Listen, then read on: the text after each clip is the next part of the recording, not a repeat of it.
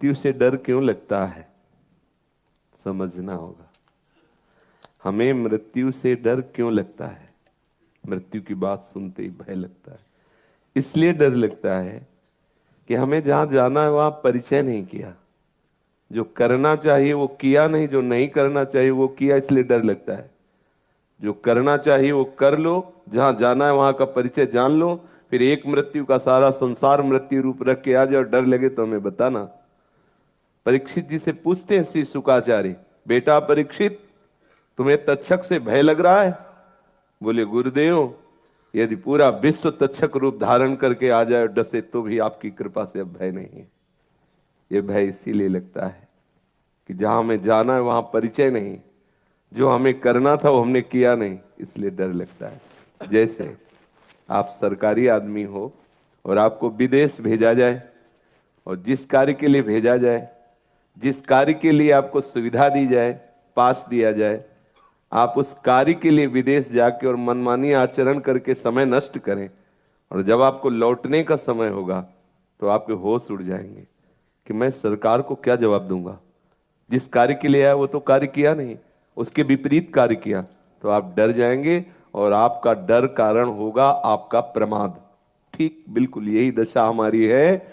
हम सरकारी आदमी हैं, हमें मनुष्य शरीर और ये सुविधाएं दी गई भगवत प्राप्ति के लिए, और हम भगवत प्राप्ति ना करके विमुखता के कार्य करते, तो जब मरने की बात आती तो डर लगता है, अब क्या जवाब देंगे।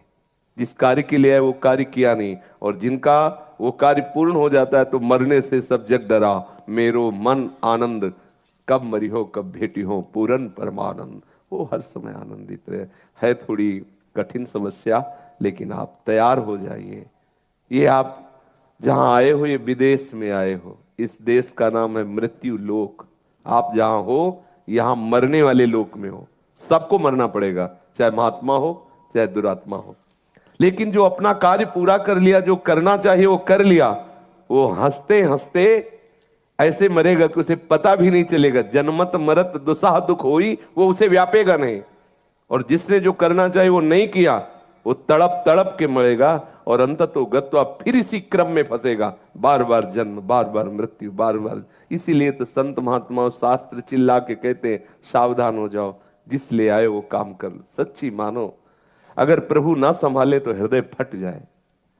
तसल्ली तभी होती जब लगता है चिल्ला चिल्ला करो, हारा था हारा। तो जैसे वेग आता है ना, ऐसा लगता है तब तसल्ली मिलती। जब घंटा दो घंटा रो लो ना तो ऐसा अब तसल्ली, नहीं तो हृदय फटता है, हृदय में पीड़ा होती है।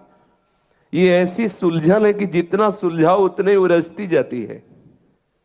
ये ऐसी प्यास है, जितना पियो उतनी बढ़ती जाती है।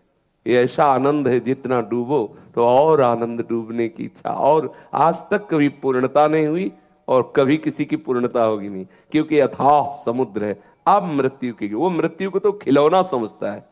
जो इस आनंद की तरफ जरा सा भी अनुभव होता है ना, उसे मृत्यु खिलौना समझ में आती है। इतना बड़ा महान विकार, प्रेम विकार को जो झेलता है, उसके लिए मृत्यु विकार एक भुनगा नजर आती है। उसके लिए मृत्यु कोई चीज है क्या?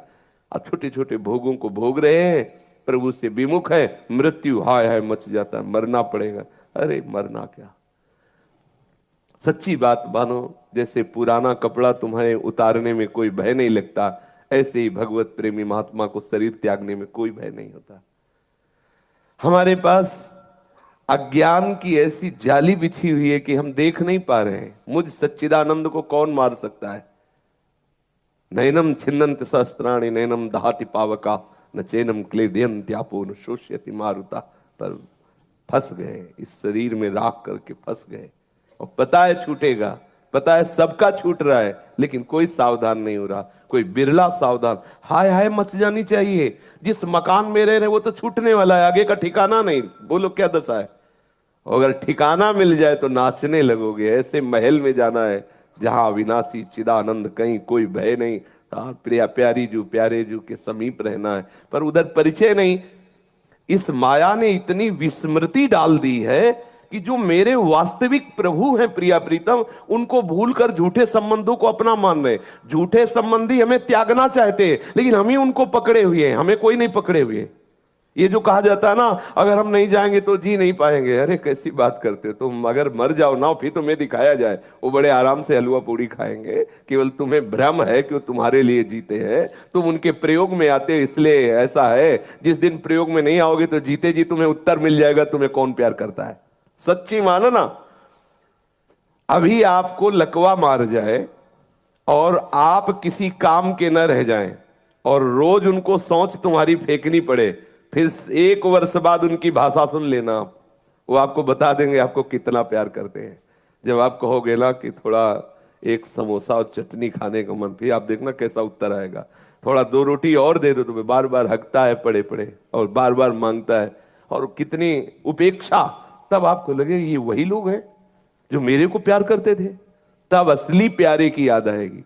इसीलिए भगवान से श्री कुंती जी कह रहे कि मुझे विपत्ति दो जिससे मैं जान पाऊं कि तुम मुझसे प्यार करते हो। तो मृत्यु से भय इसीलिए लगता है कि जो हमें तैयारी करनी चाहिए वो हमने किया नहीं, और जो नहीं करना चाहिए वो किया, इसलिए सरकार से डर लगता है कि कैसे उनके सामने। किसी ने प्रश्न किया, कौन जानता है कि हमने क्या किया? किसी और की गवाही की जरूरत नहीं है, बेईमान मन तुम्हारा ही वहां सामने आ जाएगा। तुम्हारे में चिप लगी हुई है, सब भर रहा है, शुभ अशुभ कर्म के तुम साक्षी हो स्वयं, और वो सब लिखा जा रहा है तुम्हारे मन में ही। कहीं वहां दूसरे के, बहुत बड़ा ये सरकारी विभाग है, यहाँ दूसरे किसी कार्ड की जरूरत नहीं होती, किसी दूसरे गवाही की जरूरत नहीं, तुम स्वयं साक्षी हो। वहां सामने पहुंचते ही वो तुम्हारे मन की चिप को 1 मिनट में सब पूरा निर्णय दिखा दिया ही हो, वो मन ही तुम्हारा सब बता देगा सामने, और 1 सेकंड में निश्चय करके हटा दिया जाता है। वहां इतना बड़ा टाइम थोड़ी कि भाई गवाही दो, पेशगी, तुम ही गवाही हो, तुम स्वयं साक्षी हो उसके, तो वहां थोड़ी कपट चलेगा। ये तो इस शरीर में हो इसलिए कपट। जे भी तुम इस शरीर से निकालकर यातना देह में डाले गए, ठीक निर्णय तुम्हारा खुद होगा। हाँ, मेरे से गलती हो गई, अपराध हुआ, मैं इस दंड के योग्य हूं। तत्काल तुम्हारे मन में ही सारी जो बातें भरी वो सब उसी से जांच हो जाती, किसी दूसरे गवाही की जरूरत नहीं। जैसे आप सोचते हो मैं एकांत में पापाचरण कर रहा हूं, कोई देख नहीं रहा, अरे पागल, तू ही गवाही, तेरा मन ही रजिस्टर है, उसी में सब लिख दिया गया। सावधान, तू एकांत में भजन कर रहा है, सोच रहा है कोई जान तो नहीं रहा, हमारी पुकार कोई सुन तो नहीं रहा, तेरे अंदर बैठा हुआ परमात्मा सुन रहा है। तेरे मन में वो पुकार जो सत्य पुकार है वो भरी जा रही है, तेरे सब विकार डस्ट हो रहे, तो स्वयं मुक्त हो जाएगा। किसी प्रमाण की जरूरत नहीं, तो स्वयं परमानंद में मगन। बुरे आचरण करेगा स्वयं जलेगा, किसी प्रमाण की जरूरत नहीं। खुद तू निर्णय करेगा एक दिन कि मुझे मृत्यु मिल जाए, मैं जल रहा हूं।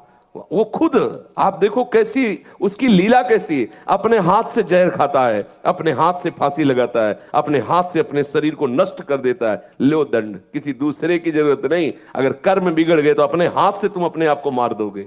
उसका निर्णय बड़ा विचित्र है। डरो उससे और सही मार्ग में चलो तो आनंदित हो जाओगे, मृत्यु का भय मिट जाएगा।